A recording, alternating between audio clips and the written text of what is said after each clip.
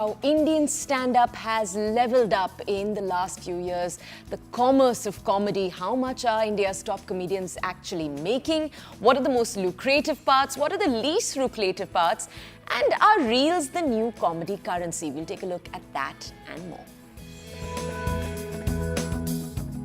Also on the program today, we've got a person of interest who is Shreya Chaudhry and her inspiring journey. You must have seen her in the latest series, Bandish Bandits. But what has been her story from acting, when modeling, then back to acting? What exactly is going on in the life of this young actor?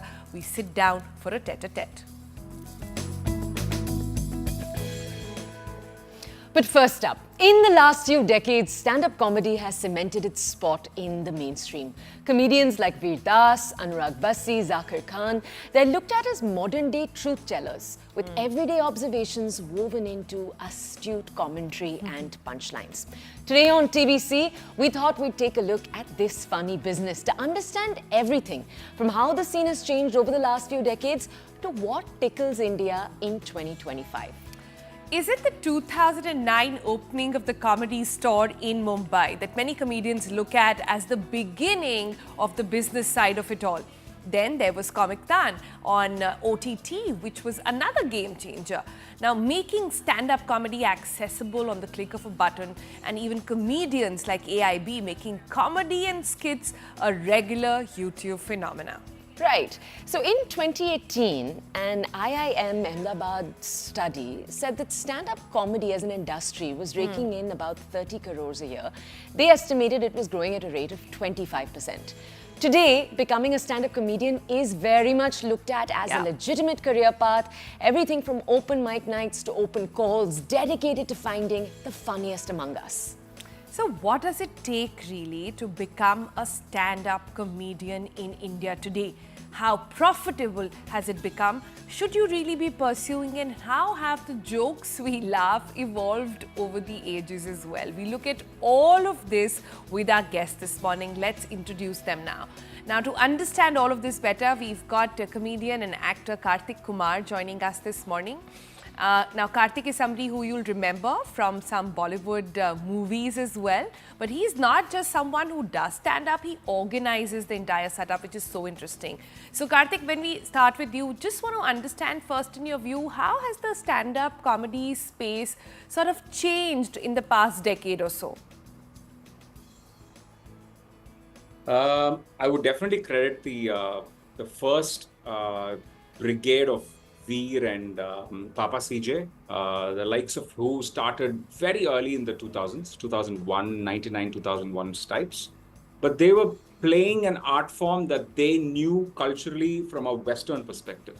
So largely their language was English, and they were largely targeting probably an extremely elite audience, which was watching probably English theater, right? I think the floodgates opened around 2009, 2010.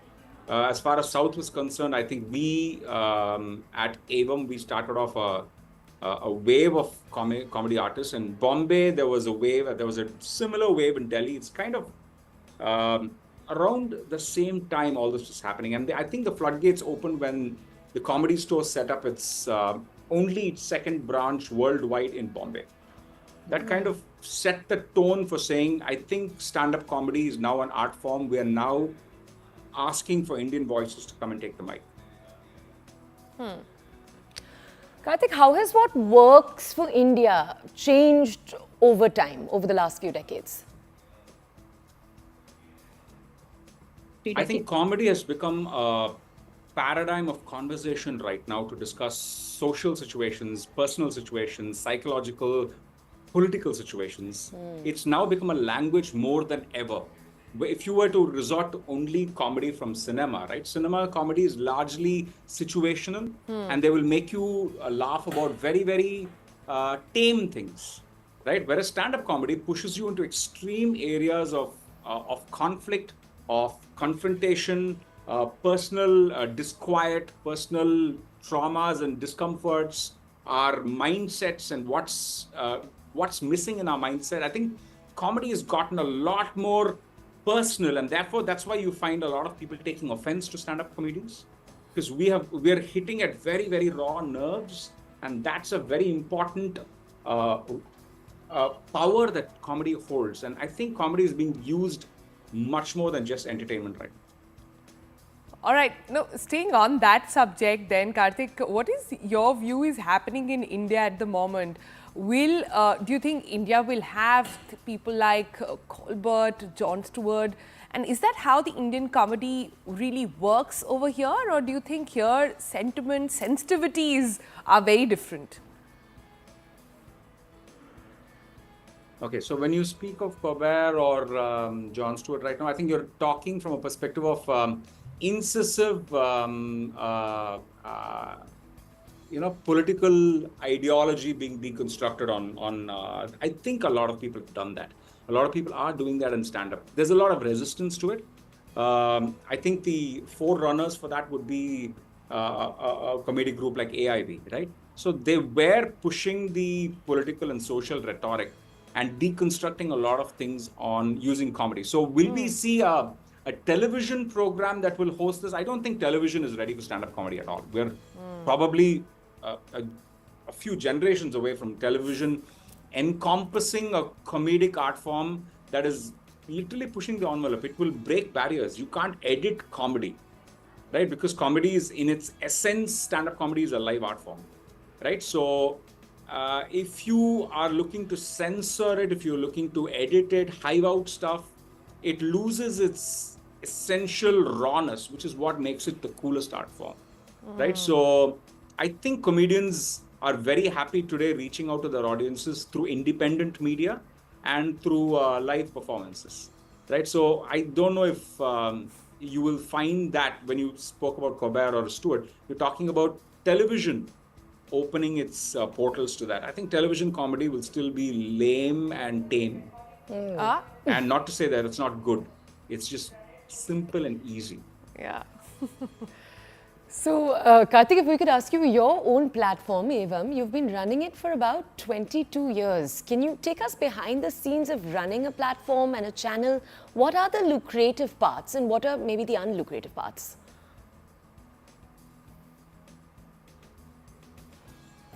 I think the invisible warriors in the stand-up comedy space are people who are in between the artist and the audience. You know, there are many, many invisible workers who love the art form, who know the art form well enough to be able to, I think, operate as producers, as venue owners, as managers. I somehow feel like that's the most sacrosanct and sacred space in stand-up comedy, because artists need these people to reach their audiences, and audiences need these people to find artists that they otherwise easily would not be able to find.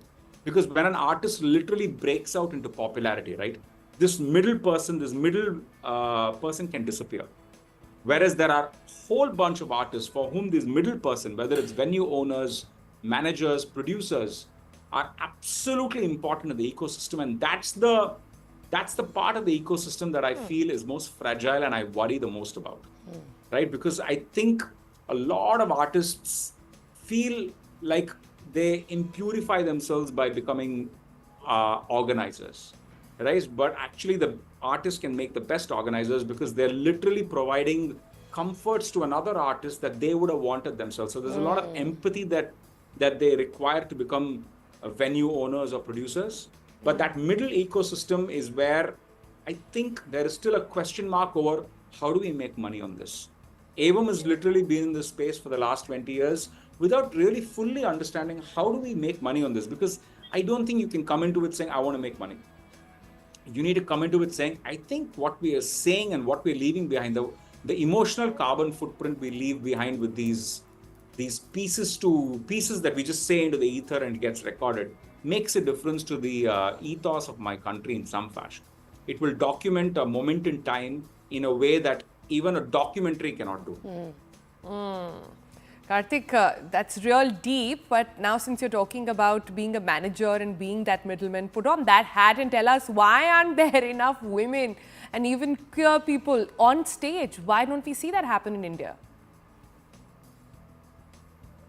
Two things. It's not a safe space for them. Nobody goes out to create a consciously create a safe space for people of somebody who's not a cis hetero male. It's largely a cis hetero male art form right now because of the lack of safe spaces that are there to host a different person's opinion or a different opinion. The second is the slow to digest society that's saying that, wait a minute, we don't want women saying these things. We don't want the acknowledgement of other genders in society right now. It's slowly, the acceptance from society is slow, but that cannot define how slow it should be. There have to be more safe spaces created because you have to be able to create open mics today that are actually open to LGBTQI people rather than heterosexual men. Right? Cis hetero men should be the last priority in certain spaces. That makes the space essentially safer. And it should be run, and these other genders have to be empowered to run these open spaces, because a city is only cosmopolitan if it can create safe spaces for different diverse people of different diverse backgrounds, different genders, different sexualities, different languages, different regions. And every cosmopolitan city has to ask the tough question saying, hey, do I have 5 safe spaces here where people of different identities, apart from the majority, can express themselves? So I think it's the lack of safe spaces right now. And that has to change. And I hope it's changing. I'm doing my part, but I think all of us are in it together.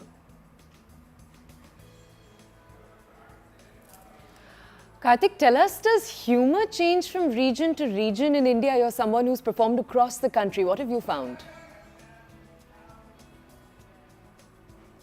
I think we were a lot more amenable to be able to change our content to reach different parts of India. All right, because India has the most number of diverse audiences. Right? If I cross 100 kilometers, I'm speaking a different language and I'm speaking a different culture in India. Right? I think it's easier for me to speak to a Tamil sitting in Australia and a Tamil sitting in America and a Tamil sitting in Europe and a Tamil sitting in Africa, much easier than a North Indian sitting, a UPite sitting in Gurgaon right now. Right? So I don't even try anymore to reach out to the UPite in Gurgaon because I don't think they're willing to, or they're excited, or they feel like I'm the person they want to listen to per se.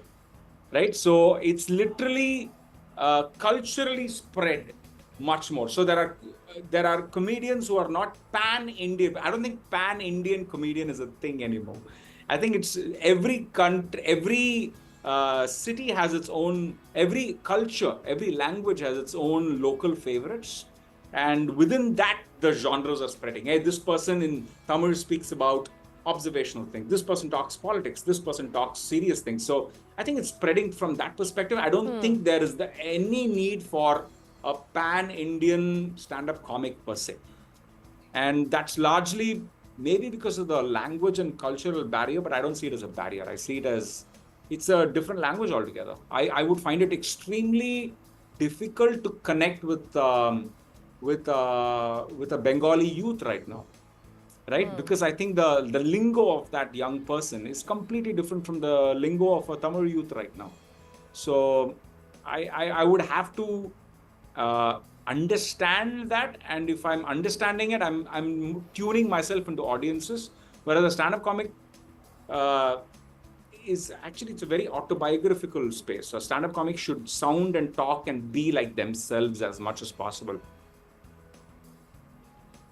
Interesting, but wouldn't you say like Veer Das is so pan-India at the moment? But we'll leave that for another day. But this entire segment is about the business of stand-up comedy. So let's get down to it now, Karthik. Could you tell us a bracket of how much do, say, top comedians in the country earn today?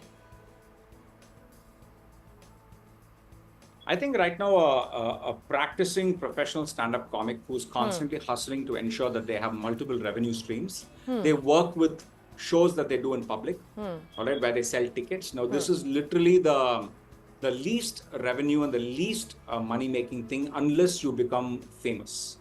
All right, in the absence of being famous, they're doing that. They are also providing writing services in various creative projects where comedy is an inherent requirement. This could be boring corporate documents that have to become funny, or corporate events that have to become funny, or there could be award shows that there's an entertainment segment for. So they're practicing as writers. There are also the entire corporate shows, where corporate world knocks on us saying, hey, come and do an item number and go. But we have to understand how long is that item number that we need to perform. Yeah. How do we make sure that we're politically correct? Because at the end of the day, you want the payment from the corporate. And what are the rules within the corporate? And corporates are much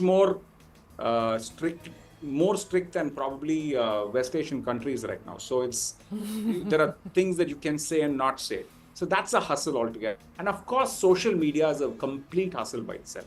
It's literally the space where you have opened your dukaan and you're saying, I'm available, buy me, consume me, relate with me, and tomorrow you will in some way become a ticket buyer for me as such. But once you break out into a certain level of popularity, I think all of these other revenue streams become passive, and you just focus on selling as many tickets as possible, doing what I love doing the most, which is saying what I want. So I think once that opens up, most comics literally only do live shows. So what do people who've been around for a few decades, people who've established themselves essentially, or even, people who've only been around for a decade but have already done it, what are they saying about the Indian comedy scene right now, the Indian stand-up comedy scene? I definitely will tell you that I know senior comedians, including myself, we resonate with a certain complaint that we have. It says that, hey, there are no, when we started off as comedians 15 years back, we were organizers as well, right? We were not performers, pure performers. We were organizers. We used to run a venue, or we used to solicit with a venue and figure, how do we convert them into venues? We used to be in with the ecosystem of 30, 40 comedians that were in our city right now, right? I find today that the younger comedians are less entrepreneurial in that sense. They only want to see themselves as performers, and they don't want to see themselves in any way being a part of the organization of comedy. They're all in it for themselves. I wouldn't say that we were not in it for ourselves 15 years back, but there was a sense of a we, right? I think that sense of a we should exist, because if something happens to Kunal Kamra in Bombay, every comedian should stand up saying that should not be done. That should not happen, right? So I think we are all one voice, and maybe younger comedians don't vibe with that enough. But if they started feeling a sense of fraternity, a brethren that all of us we are, and I'm sorry I'm using such male gendered words, but if we are the same community as such, if they get that feeling and they do many rituals that remind them that we're part of a bigger commune of people, of artists, I think that would make a very, very vital contribution to just that art form becoming a much more a spreadable art form as such. Interesting. We're talking about the newcomers versus the veterans, sort of what they can learn and not from the other. What are the traits that you can share with those young ones watching right now on how to make it big? This place has become extremely crowded now. I think personality traits would be people who have in some way had a very average but difficult upbringing. Right? It could be a class situation, it could be a parental situation, it could be a difficult small town that they came from and they had to struggle and find a way. These are very, very valuable conversations that become content very, very soon. So people who were in difficult life circumstances, but all the while in those circumstances had the innate ability to ask, why am I going through this? What is this nonsense that I'm going through right now? Can I call the bluff on it? That instinct or curiosity to say, I want to call the bluff on this. Not that it's going to change anything, but let me ask that question, right? A person who asks those questions, in some way, what a safe social citizen would call a rabble-rouser.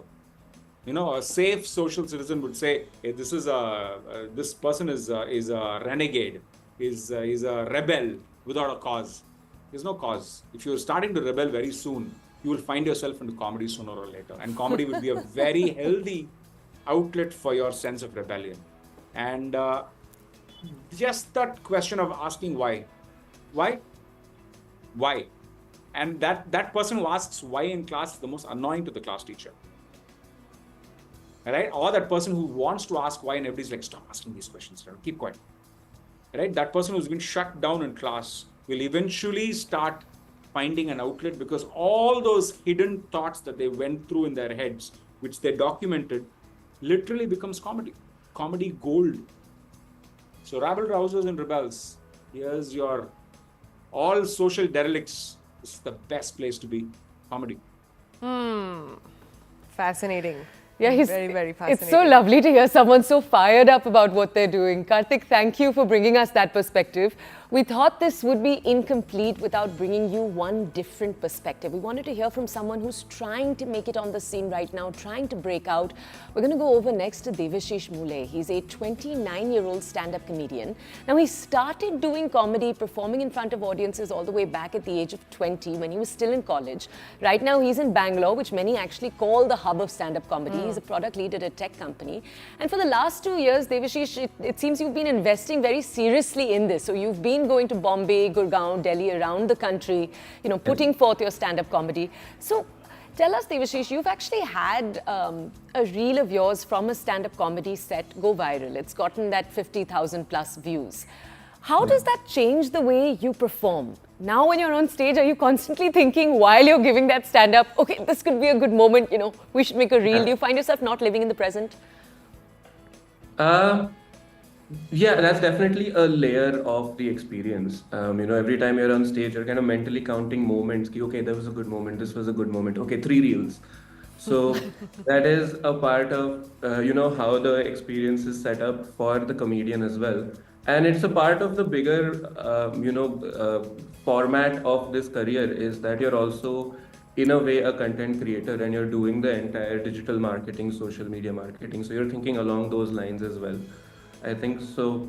Reels do change how we think, but also in exciting ways, because it's nice to have like a very compact 1 minute showcase of your skill set as well.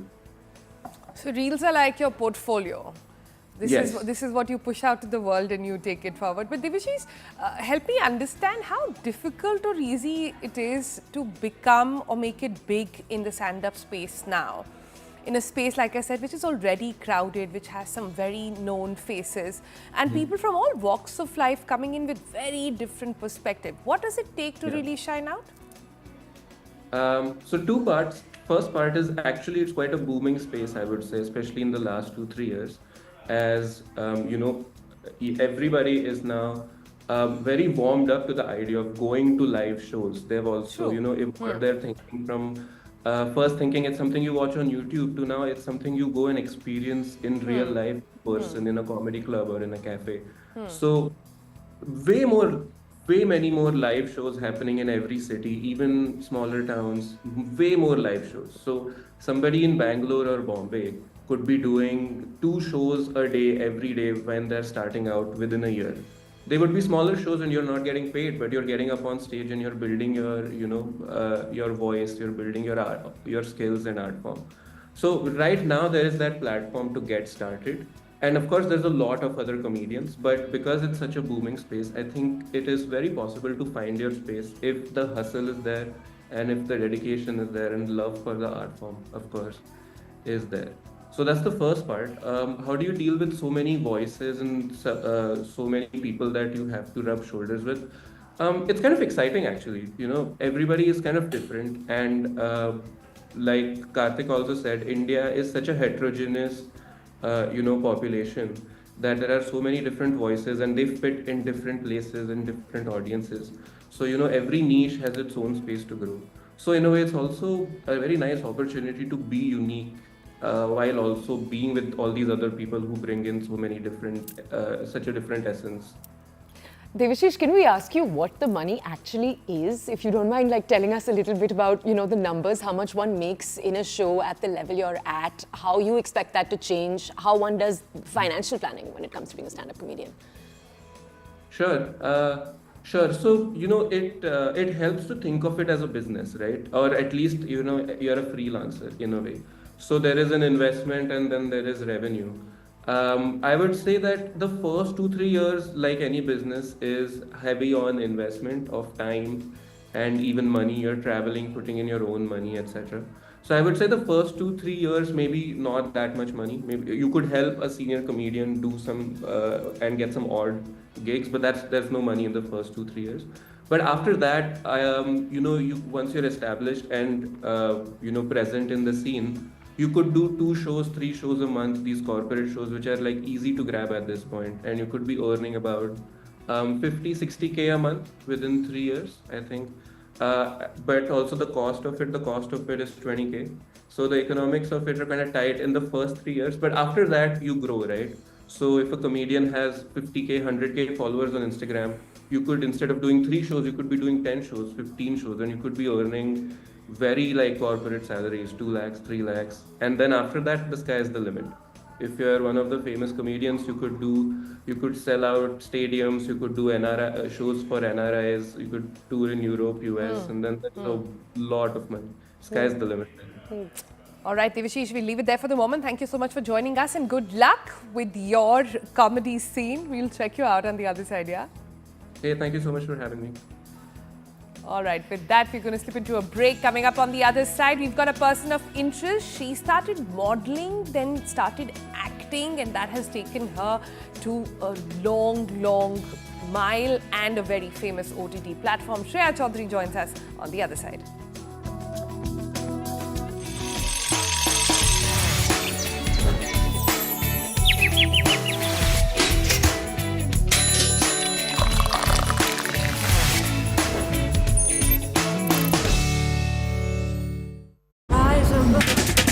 Israeli Prime Minister Benjamin Netanyahu has said he expects the Palestinian militant group Hamas to begin releasing hostages on Sunday. Netanyahu's office issued the statement on Friday before Israel's cabinet approved a ceasefire and hostage release deal with Hamas.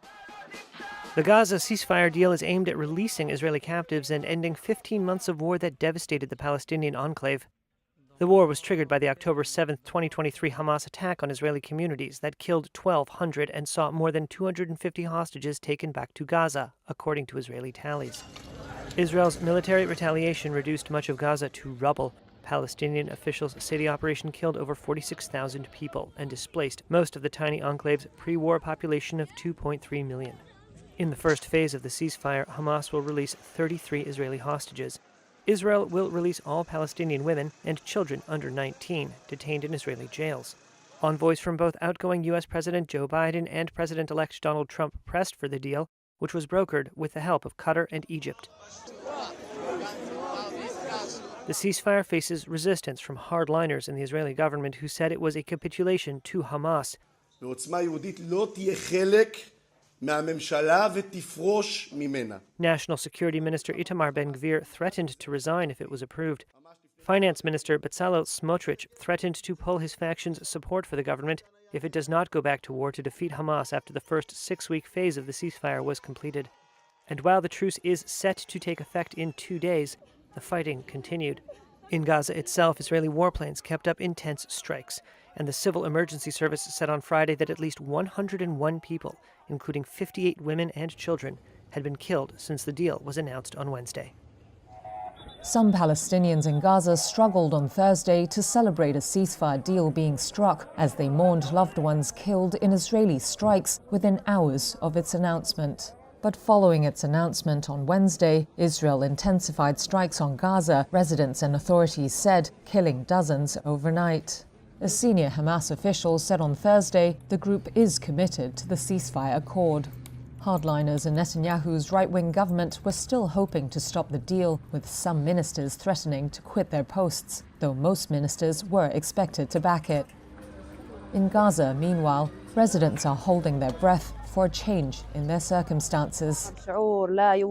This woman said her feelings about the truce were indescribable.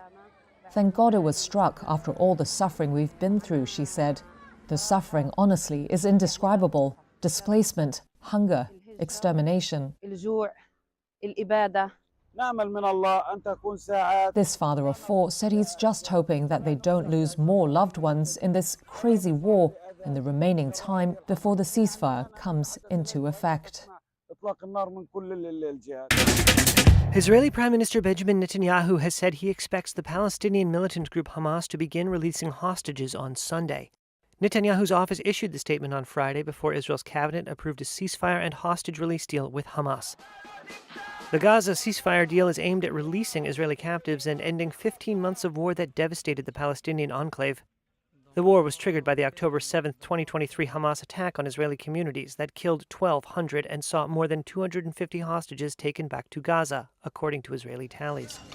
Israel's military retaliation reduced much of Gaza to rubble. Palestinian officials say the operation killed over 46,000 people and displaced most of the tiny enclave's pre-war population of 2.3 million. In the first phase of the ceasefire, Hamas will release 33 Israeli hostages. Israel will release all Palestinian women and children under 19.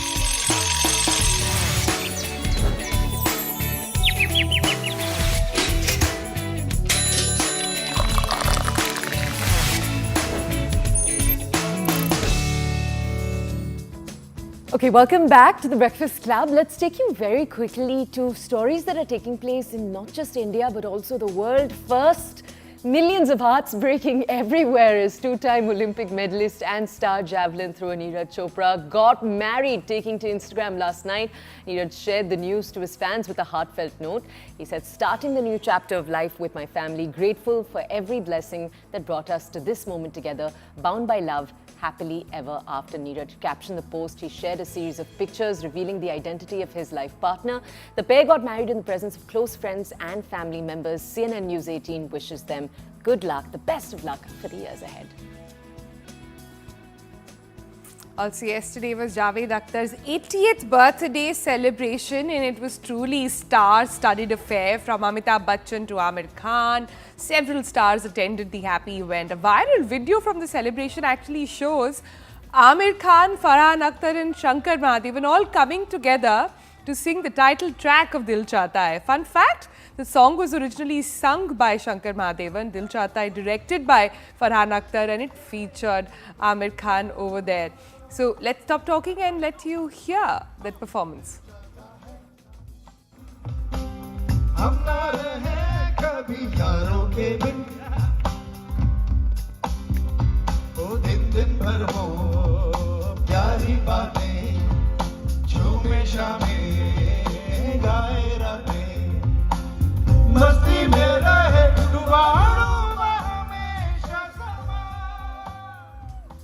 Okay, you can go hear the full version online. But moving on to the US, where TikTok has finally been banned. Users can no longer use, download or update the Chinese social media company-owned app. Now, the ByteDance company, which owns it, has proactively removed TikTok from the Google Play Store and the Apple App Store. For existing users, the app has gone dark. There's actually a message that now shows up. It says a law banning TikTok has been enacted in the US. Unfortunately, that means you can't use TikTok for now. Other parts of that message have also generated some controversy. It's foolish for any small business to build one sales channel. And so we knew this for a while, that we're going to have to build out other forms of marketing and other, we're going to have to build out our following on other platforms. If you are worried about this TikTok ban, don't worry about it. I'll stop it. I've put a lot of years and effort into this, which is, kind of a bummer that you spend this much time on something and then it's just taken away from you. But primarily it's the effect on my business as a small business. I'm not monetized on TikTok. I have more of a reach when I'm not monetized, but I do get brand deals. And I do reach just so many potential clients for my DJ business. I would say that TikTok is responsible for probably 20% of my income. All right, dogs and their owners were invited for a special screening of a canine classic at a Paris cinema. Now, the majestic Bastille Independent Art House Cinema in France's capital welcomed 18 dogs with their owners to watch Walt Disney's 1955 animation romantic movie Lady and the Lamp. After a bit of sniffing and barking, the dogs of all shapes and sizes settled in on the red seats to watch the movie. Dog owners said they were delighted to be able to share the moment with their animal companions. Argentine singer-songwriter Fito Páez delighted his fans on Saturday with a free concert in Mexico City's iconic Zocalo Square. Páez is 61. He's renowned as a key figure in Latin American rock. He took fans on a journey through his 40-year music career that spanned generations. According to local authorities, the event, which was organized by the city, drew 80,000 people. Amsterdam officially kicked off the tulip selling season during the National Tulip Day on Saturday. Thousands of people flocked onto the Dutch city to celebrate the annual event for a free Pick Your Own Garden. This year's National Tulip Day was dedicated to celebrating Amsterdam's 750th anniversary of its founding. Dutch tulip growers gave away 2 lakh flowers to create the garden from which the visitors can create their own bouquet. How beautiful is that? All right, moving on from that to our person of interest today, and let's introduce you to her. Now, she was once a confident young girl walking the ramp for Dior, and now a pop sensation in Bandish Bandits. Shreya Chaudhry joins us now this morning on TBC. She has carved her unique space in the industry. Raised in Mumbai, though she is from Kolkata, and transitioned from modeling into acting, bringing her charm to everyday role that she takes on. Shreya's journey started with debuting under the guidance of stalwarts like Imtiaz Ali and Guneet Monga, but it was her portrayal of Tamanna Sharma in Amazon's hit series Bandish Bandit that made her a household name. Right, but acting is just one side of her story. Take a look at that. She's someone who's fallen in love with fitness, with health, and her fitness transformation has been equally inspiring. We'll talk to her a little bit about that. But she's, over the years, lost 30 kilos. It's something that she's incredibly happy about.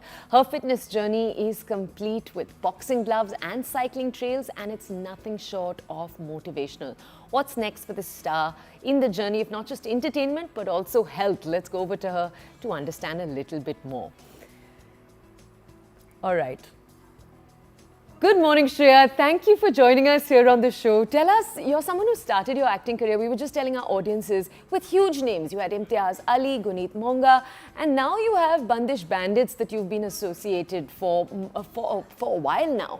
Did you always plan a start like this, something that was such a dream for so many of us? I really wish we were doing this in person, but that was such a sweet intro. And no, actually, I didn't have any plans as such as to how I'm going to start. I was just very grateful that I was getting to do what I love to do, and just very lucky that I was getting to do it with people I was dying to work with. So I feel very lucky that I have worked with people like Imtiaz sir and Guneet ma'am in the beginning of my career. I see. But Shreya, since your character Tamanna is so loved, it's really put you on the block, as they say. How close are you in real life to that? I also feel that, Tamanna herself is quite different from season 1 as she is in season 2. And that evolution, that change is kind of beautiful. But Shreya, initially I felt that I'm not very similar to Tamanna, but there were certain things in season 2, like all the, the learnings that she gets from Divya ma'am's character Nandini. I truly feel like I've taken more from Tamanna than given her in season 2. A lot of similarities in the way that Tamanna falls in love with Radhe's character. I feel even I get attracted to people who are very passionate about what they do, who kind of have a very beautiful heart, at the end of the day. Certain choices of hers I don't fully agree with, but other than that, I think I just had a blast playing Tamanna Sharma in season 2. What does prep for a character like this, something where the art of it is so important, the singing, for example, is so important. How does that happen? Yeah, actually, there was a very, very thorough workshop that all the actors of the cast underwent because our makers Anand and Amrit really believe in prep. And we all went through, rigorous training for all the, the music pieces. Even if you're playing an instrument, he was like, go and take classes. So they organized like classes for us. There was an entire army of teachers that was headed by Akshat, who was also with us in season 1. And even for all the scenes, we did readings, and we're a large cast. But Anand and Amrit made it happen. And as an actor, I think it's very exciting for you that you get to prep and workshop, because then by the time you go to set, then you're just like, okay, then I can trust my instincts and kind of hope for that magic to happen. But there was a lot of prep involved for sure. Wow, that sounds like a very new way of doing things then. But Shreya, also tell us, was acting always the top of your agenda? Was that all you dreamed of growing up? How did it come along? To be honest, it was not. It was not even a distant dream because I didn't think it could happen. So growing up, I was actually a tomboy, very academically driven, wanting to get good grades. I used to love physics, maths, biology. So I always thought that, I'd probably end up doing something in those streams. But I realized that, they weren't things I was passionate about. Growing up, I had a beautiful childhood. I still live with my parents, and they kind of made me realize that, you need to find something to do that you can imagine yourself doing for the rest of your life, which I think is the best advice I've ever received up till date in my life. I don't think they ever thought that I'd become an actor, because that came as a huge shocker to them. But I sat myself down and I asked myself that what is it that really makes me feel happy and alive? And I realized it was at that point being on stage, and then it slowly became being in front of the camera. Just performing for me was when I felt my calmest, my happiest. And that's how I think I dared to dream to become an actor. I auditioned for an ad. I was asked to audition for an ad when I was in college, and I didn't tell anyone about it. Horrible thing to do. Kids don't do that. But eventually I did when I landed the ad. And I think from there I kind of started this whole journey, and it's a major hustle. It wasn't like things came easily or things just happened. I was giving auditions every single day. I would watch any film, and I love watching shows and movies. So any show or movie I would watch, I would go to the credits and see who is the casting director, then look them up. This is when things started getting a little streamlined. So they put out a lot of information on social media and other such platforms. So I'd Google, every casting director and be like, what are they doing? And they were, at that point, this was a couple of years ago, they started putting out, messages that looking for, somebody for an ad or a film or a show. So I think, yeah, that's just how my journey sort of started. Speaking a little bit about hustling, there are so many young people today doing so much great work. So how do you define, what defines success, do you think, for today's actors? I don't think success is quantifiable for an artist, and it should not be. As artists, we just want to be able to display our art and our craft. And for me personally, I can say that nothing gives me more joy than having an audience. So if somebody has watched my work and given me that time of day and, has an opinion, feedback, blessings, love, whatever it is, I feel like I've done my job as an actor. Yes, of course, this sounds a little philosophical, and everybody wants, those added things of, being successful in the sense of monetarily or in the form of fame. But like you said, the landscape is changing, right now. It's amazing because there is a star born every single day. Every week something is going viral. So I think, yes, this concept is kind of blurring in the sense that today content is king. The character, your performances are spoken more about, than maybe where you were eating dinner last night. So things like this, I think it's a great time for actors, to come and, perform and then hopefully get the love from the audience. But that's what I seek. And it's like you said, you know, what we've been talking about, there's only 1% of the people in this world who get to do what they love to do. Yeah. So I'm not chasing success. I'm just chasing really great roles. I'm chasing, you know, the audience to like my work, of course. Right. And yeah, I just hope to never stop at it. That's actually quite lovely. But talking about chasing success, chasing roles, your next one is also a special one. This is Boman Irani's directorial debut, The Mehta Boys. There is already so much buzz about it. Tell us a little more. Very, very exciting project. Again, something that is a passion project for everyone involved in it. It is a film called Mehta Boys. It is Boman sir's directorial debut. He's also acted in it and he's also written it along with the Oscar-winning writer of Birdman and Revenant. So, I mean, literally you would be a fool not to want to, you know, be a part of this film. So I remember when I got a call from the casting director, I just jumped at the opportunity. I was like, I have to nail this audition. And I feel very lucky that I got to work with everyone involved, be it Boman sir, be it Avinash Tiwari, be it Pooja Swaroop. They're amazing actors and the crew is phenomenal. It's a very beautiful story, very relatable, and you know, because the film has traveled for a couple of festivals now and I saw the reaction of people, I realized it's also a universal story. It's a parent and child you know, relationship at its core. It also talks about other human relations, which and it's said in a very beautiful, simplistic way. So I really hope people, when they watch it, they can connect with it, and I just hope it gets them thinking. You know, we're not asking them to pick sides, we're not asking them for anything else. We're just saying, just watch it and maybe we can, you know, get your mind to start thinking in a direction that you probably haven't before. Wow. Shreya, can we also talk to you a little bit about the way in which you've changed your body over the last few years? You're someone who's really chosen health in a huge way. So tell us a little bit about why you decided to make that decision, how you made that decision. No, that's very sweet of you to say. But yeah, you know, it's something that I haven't ever spoken about before.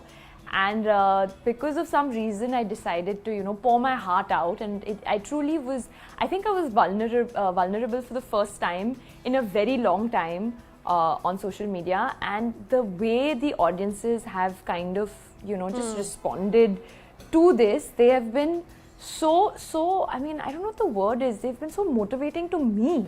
Like, it's beautiful, the reactions that I get where people are like, you know, just reading this made me want to also start something. And like, I really, you know, didn't expect this. So I firstly want to thank everyone who's kind of, you know, read it and then sent me really lovely, you know, messages, comments, whatever it is. It makes me really happy because I was a little like skeptical whether, you know, I should talk about this or not. But there was an incident that happened and I had recently watched one of Hrithik sir's videos. Like, you know, earlier on also, recently again, I felt like, you know, this is motivating me, this is giving me, you know, that fuel to fire. And, you know, we've all lived through this horrible time of COVID. We all realize that the importance of health in our life. So for me also, because of health reasons, there was something that happened in my life when I was, you know, at a teenager, and I had to take things into my hands. So I got great inspiration from Hrithik sir, and that's how I started my journey with fitness. And today it's a lifestyle choice. Today it's not, oh, you know, I can't eat this and I can't do this. Today I look forward to eating certain things. I look forward to going for my dance classes and going to the gym or going for my boxing classes. Nice. It is quite a transformation, Shreya, and very hard to believe. And had you not put it out, nobody would have sort of known this side of you. So kudos to that. But, you know, while we're talking about it, I'm sure it's hard work. Tell us a little bit about your routine. What kind of gymming are you doing? What kind of diet are you on to keep you in that perfect shape? Yes, I basically do some kind of physical activity practically every day of the week. Maybe, you know, I'll take an off on, like, you know, once a week, but it's anything ranging between, you know, going to the gym or going for my dance class or then going for boxing classes. I've recently started playing a sport called paddle ball, which I'm addicted to. So I throw that in at some points. So yeah, so there's some kind of activity going on. I personally also, as a human now, not when I was younger, I love, you know, adventure sports and I love the outdoors. So I love cycling. Even when I'm traveling, like I love to go and do some water sports and stuff. So I think now it's become I've started enjoying it, you know, once I kind of, you know, started this journey of fitness per se, like we call it. But yeah, so today I've realized that, you know, when some people ask me that, you know, what should I do and stuff like that, I'm like, try everything. You'll eventually fall in love with one of those things.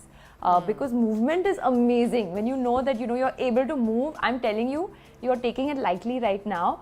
But trust me, in like, you know, once we're all older, we realize the importance of, I should have, you know, worked out when I was younger and stuff like that. So, and I also love reading about it. I love reading about nutrition. I love reading about just movement and, like, you know, the science behind it. So I think, I don't know what it is. I think more than me accepting it, it accepted me. So that's how I like to think about it. So that is basically my schedule when it comes to my workouts. When it comes to my food, I don't do any crash diets. There's certain things that don't suit me and don't work for my body, so I avoid those.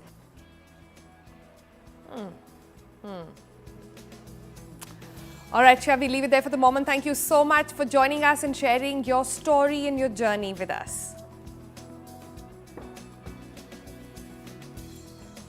Okay, with that, we are drawing our Monday show to a close. We didn't give you belly laughs, but we did tell you a little bit about the business behind those belly laughs, how stand-up comedy is growing. So we hope the next time you see a reel, you know just how much has gone behind that reel that a stand-up comedian has put out. Serious business, good money business. So many people aspiring to be stand-up comedians. Go back and watch it. All these conversations are up on our YouTube channel as well. We'll see you tomorrow. Tomorrow, we are talking about something slightly similar but not so much. The business again, but this time of Kumbh Mela. How exactly are brands from across the globe closing in over these 45 days to try and capture all attention? So tune in tomorrow 8 o'clock to know more about that. Bye. Goodbye.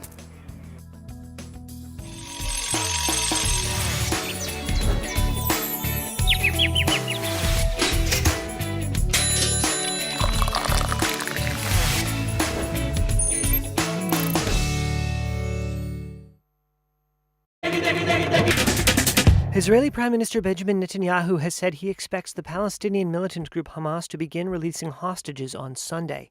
Netanyahu's office issued the statement on Friday before Israel's cabinet approved a ceasefire and hostage release deal with Hamas. The Gaza ceasefire deal is aimed at releasing Israeli captives and ending 15 months of war that devastated the Palestinian enclave.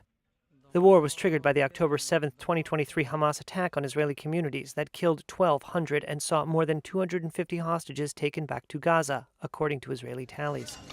Israel's military retaliation reduced much of Gaza to rubble. Palestinian officials say the operation killed over 46,000 people and displaced most of the tiny enclave's pre-war population of 2.3 million. In the first phase of the ceasefire, Hamas will release 33 Israeli hostages. Israel will release all Palestinian women and children under 19 detained in Israeli jails. Envoys from both outgoing U.S. President Joe Biden and President-elect Donald Trump pressed for the deal, which was brokered with the help of Qatar and Egypt. The ceasefire faces resistance from hardliners in the Israeli government who said it was a capitulation to Hamas.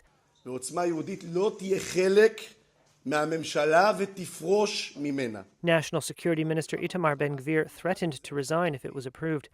Finance Minister Bezalel Smotrich threatened to pull his faction's support for the government if it does not go back to war to defeat Hamas after the first 6-week phase of the ceasefire was completed.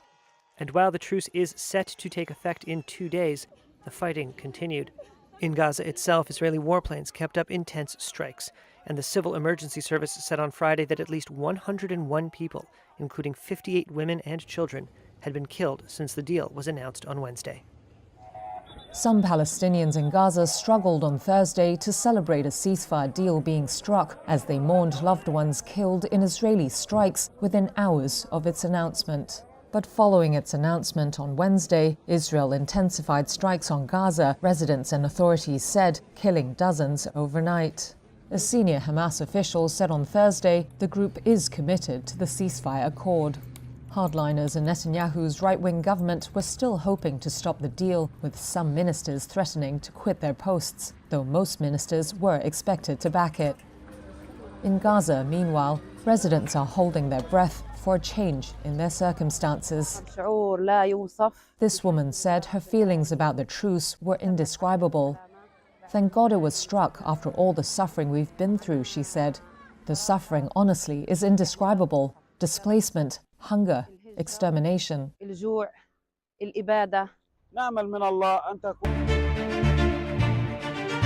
Trump will not bring change, he will bring upheaval. Very soon after Trump takes over, now it won't be the same America again. Not quite the same world. Let's track that transition together here on CNN News 18.